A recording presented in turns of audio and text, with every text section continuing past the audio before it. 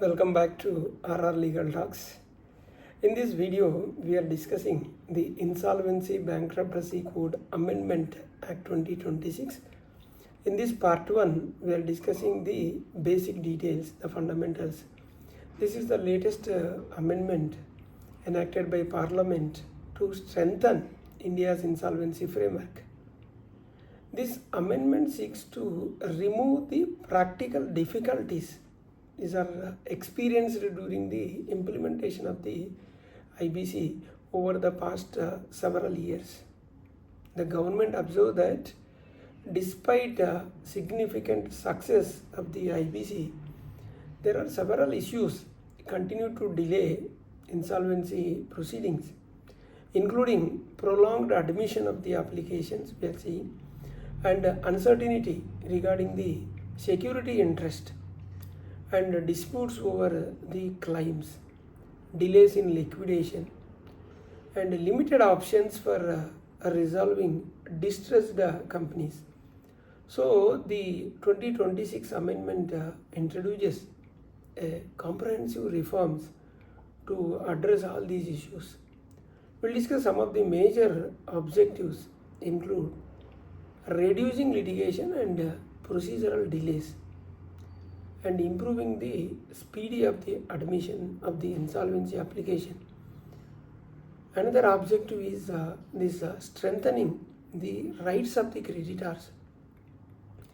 We are also going to discuss the increasing the accountability of the insolvency professionals, improving the value maximization of the assets that are stressed. So introducing creditor-initiated insolvency resolution. This is the another concept. So creditor-initiated insolvency resolution, and simplifying the liquidation proceedings, and clarifying several ambiguous provisions that has resulted in conflicting judicial interpretation.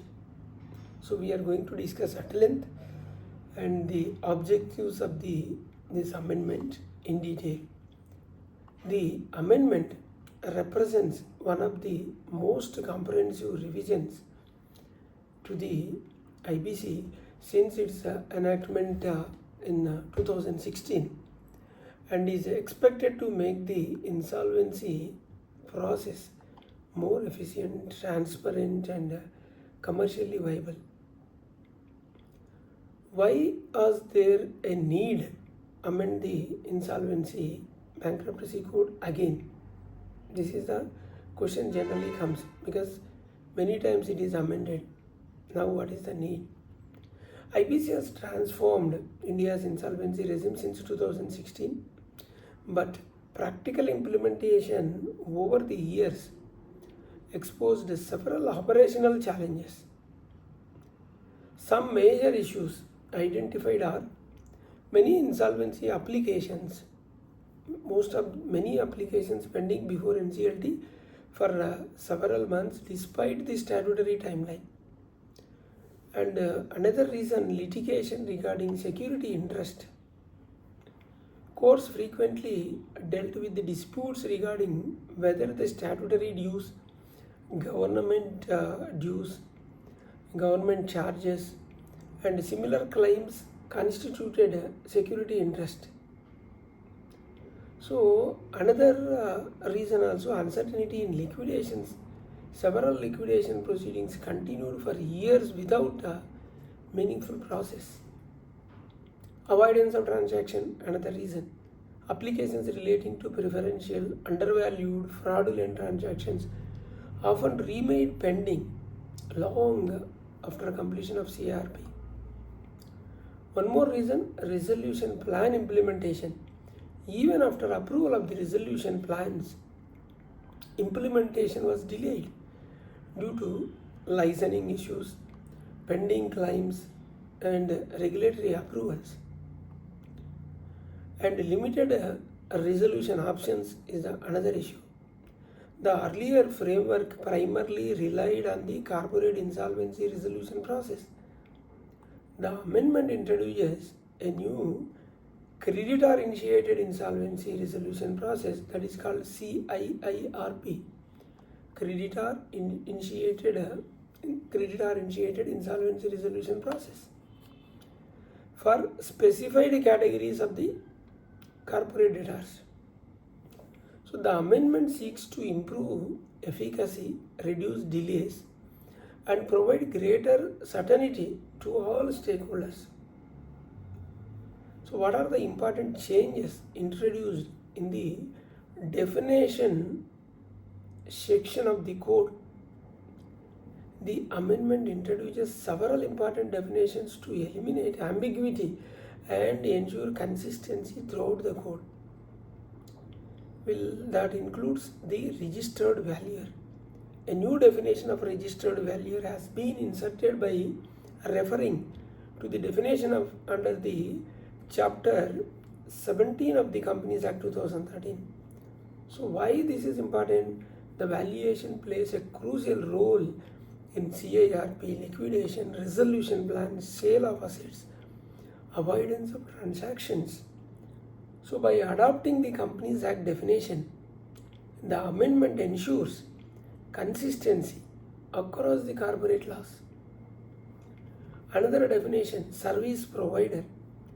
The term service provider now includes insolvency professionals, insolvency professional agencies, information utilities, registered valuers, other notified persons registered with the Insolvency and Bankruptcy Board of India, IBC.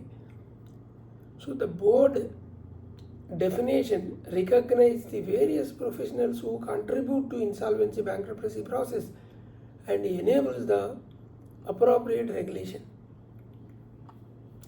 Another definition, avoidance transaction. The amendment formally defines avoidance transactions to include transactions referred to section 43, 45, 49 and 50 of the code, namely preferential transactions, undervalued transactions, transactions defrauding creditors, extortionate credit transactions. So a clear definition helps in consistent interpretation throughout the code. Fraudulent or wrongful trading. So the amendment also defines the fraudulent and wrongful trading by referring to section 66 of the code. The provisions, this provides the statutory clarity and support provisions dealing with direct misconduct and recovery actions. So what clarifications has been made regarding the security interest? One of the most significant amendment is the clarification relating to meaning of the security interest. This amendment provides that a security interest exists only if it creates a right, creates a title, creates interest or claim over property pursuant to an agreement or arrangement between two or more parties. So it is very clear. A security interest created merely by operation of law is not treated as a security interest for the purpose of the code. So very clear definition is given. Practical implications, if we see, this clarification helps distinguish between contractual security interest such as mortgage, hypothecation, pledge or charge created by the agreement, and statutory claims or charges arising automatically under the law. So made it very clear. The amendment is intended to reduce disputes concerning the treatment and priority of various claims during the proceedings. What changes have been made to section 5 of the IBC? Section 5 contains the key definitions applicable to corporate insolvency resolution process. The amendment introduces several important changes. Clarification of initiation date, where the multiple applications for initiation of CARP are pending against the same corporate debtor on the insolvency commencement date. The initiation date will be the date on which the first such application was first filed before the Honorable Adjudicating Authority. See, this ensures certainly a determining timeline for avoidance transactions and other provisions linked to the initiation date. Expanded scope of the resolution plan. The explanation to section 5, subsection 26 has been amended to expressly permit a resolution plan to include the sale of one or more assets of the corporate debtor through one or more plans proposed by one or more resolution applicants, subject to specified conditions. So this introduces the greater flexibility in structuring resolution plans and may help maximize value of the creditors. Committee of Creditors clarification also given. The definition of vote share has been clarified to specify that it refers to debts owed to members of the Committee of Creditors who are eligible to vote. This removes ambiguity regarding the computation of voting percentage in COC decisions. How will these definition related amendments impact stakeholders? Expected to have a significant practical impact. Financial creditors will benefit from greater certainty regarding the admission of applications, voting rights, and security interest.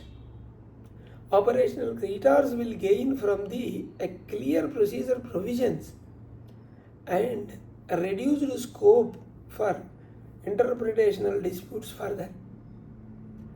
Resolution professionals and liquidators will have the clear statutory guidance on valuation claims proceedings.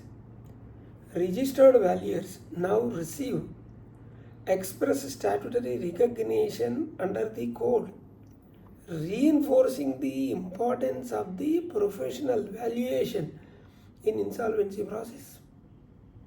NCLTs are likely to face fewer disputes on preliminary legal issues, allowing a greater focus on substantive resolution and liquidation matters. So overall, these amendments are expected to enhance efficiency, improve consistency in decision making, and strengthen confidence in India's insolvency framework. When will I think we are very clear on first part, the basics.